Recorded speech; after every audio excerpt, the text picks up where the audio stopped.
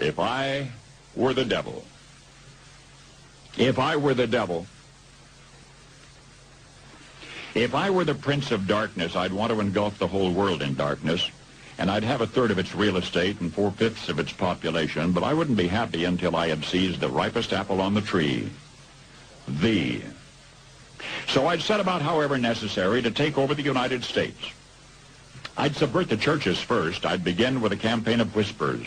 With the wisdom of a serpent, I would whisper to you as I whispered to Eve, do as you please. To the young, I would whisper that the Bible is a myth. I would convince them that man created God instead of the other way around. I would confide that what's bad is good and what's good is square. And the old I would teach to pray after me, Our Father, which art in Washington.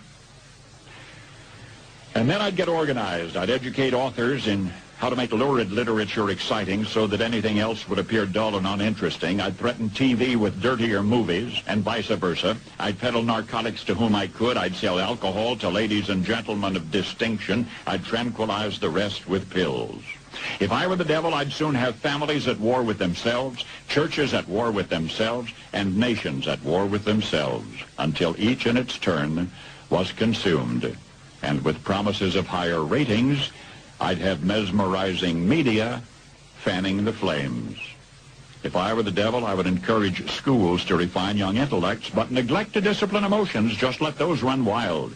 Until before you knew it, you'd have to have drug-sniffing dogs and metal detectors at every schoolhouse door.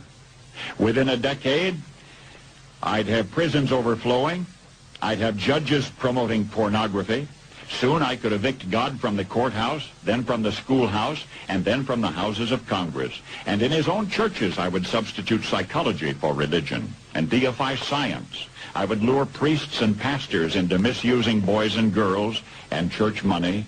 If I were the devil, I'd make the symbol of Easter an egg and the symbol of Christmas a bottle. If I were the devil, I'd take from those who have and give to those who wanted until I had killed the incentive of the ambitious. And what'll you bet? I couldn't get whole states to promote gambling as the way to get rich. I would caution against extremes in hard work, in patriotism, in moral conduct.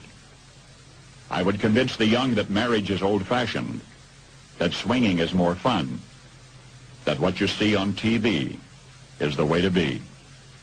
And thus I could undress you in public, and I could lure you into bed with diseases for which there is no cure.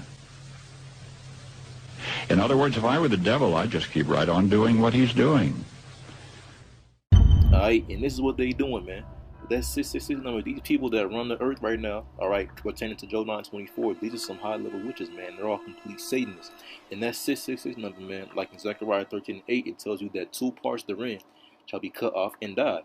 Now it's 2/3 in decimal form. It's 666. So this number of 666 is connected to carnality and to death. And they have the whole earth on this death-like mentality, man. When it comes to your diet, it leads to death. When it comes to sex, it leads to death. This swinger culture, homosexuality, being a tranny, all these things lead unto death.